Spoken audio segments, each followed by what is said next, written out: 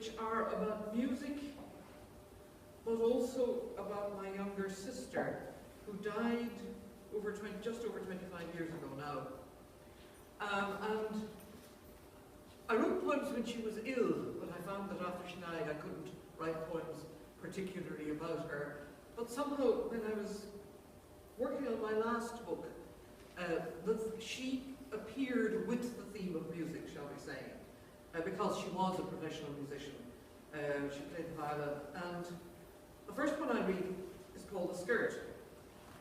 This is about her first public recital, when she had to go up on a stage and then come down by some rather rickety steps, holding her violin, which was her most precious possession, in one hand, but also somehow having to manage a very long, full black skirt.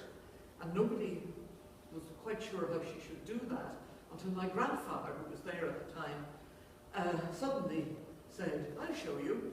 And he mimed the way his mother and his grandmother had managed a skirt coming down stairs. So it's called The Skirt. The young girl standing at the head of the long staircase with her long full skirt of black lace embroidery holds her precious fiddle, her long slim bow in her right hand. She has never, nobody alive in this town has ever seen a woman descending stairs with such a fullness of cloth managed, or knows how it's done. Her grandfather sighs, puts aside his grave clothes, the spectacles, crossword, pencil, to show her how his mother, his grandmother, dressed a stairway, how one skilled hand, rightly placed on the flowing, trailing herd, jerked all smoothly into a parade. She starts to make her way down, and the risers behind her all flower in shiny blackness, glitter in gaps of lace, following her down along. And when she reaches the floor, it opens. She treads on down. The stairwell plunges away. Her feet still find the trail. She still holds the fiddle upright, the white flash of the bow fading. The second one is called Hoffstetter's Serenade. It's a movement I came across it, or we came across it originally, as a movement in a quartet by Haydn, or in a sonata by Haydn. But actually it wasn't written by Joseph Haydn, it was written by a Benedictine monk called Hoffstetter, and why he allowed it, I think he may have not wanted his name to appear. It's a lovely piece of music of a particular kind that it almost seems to be about to end, and then it doesn't quite. And there's a moment in a young musician's life, and I've heard this more than once, when you suddenly hear the sound that they're going to make. It seems to happen at about 11, and I remember as clearly as if it was yesterday, that's true, just how she sounded playing that when she was 11 years old, which would now be 60 years ago. For Chuilleanáin, 1944 to 1990. I felt the draft just now as I was keying in the numbers, the date of her death, going on 25 years ago. It is May, but the bright evening is turning colder. The tight bundle of grief has opened out and spread wide across these years she knows nothing of. And if I go in search of her, I must unwind and stretch out the thread she left us, so it twines like a long, devious border, turning between the music stands over and under the kettle drums and the big bass lying on its side.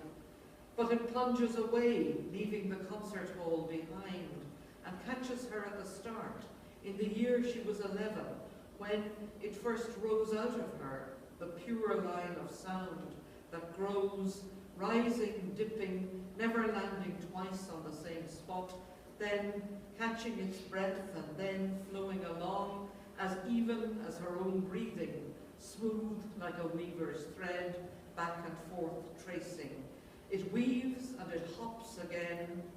The arched finger nails down the note, but it overflows. She was 11 years old.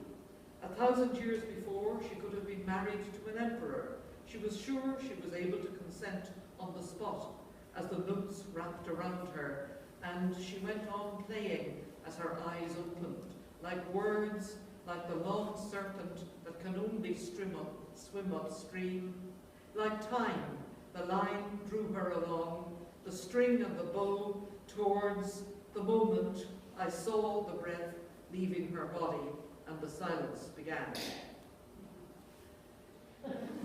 It's called Incipit, Hodie. You all know what that means. It means today is the beginning.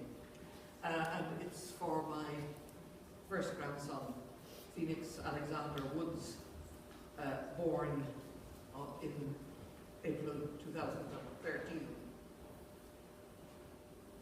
When you fell into our language like a fish into water, no wonder you were blinded by the splash you made.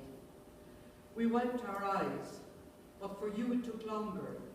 It sprayed like feathers around you while you tried making out the noises, and slowly the stream ran calmer, though it took you a while to trust your ears and eyes. How are you supposed to grasp the water's flow? But look, those flourishes are pebbles and fish. Fish are slipping away.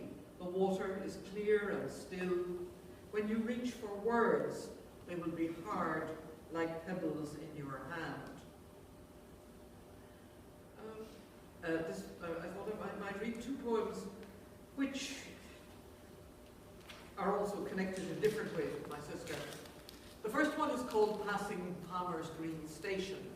Palmer's Green was where she lived in London, and she lived there because the station would take her into the Royal Festival Hall where the orchestra that she played in actually worked. But several years after she died, I found myself on a train which just flew through that station without stopping.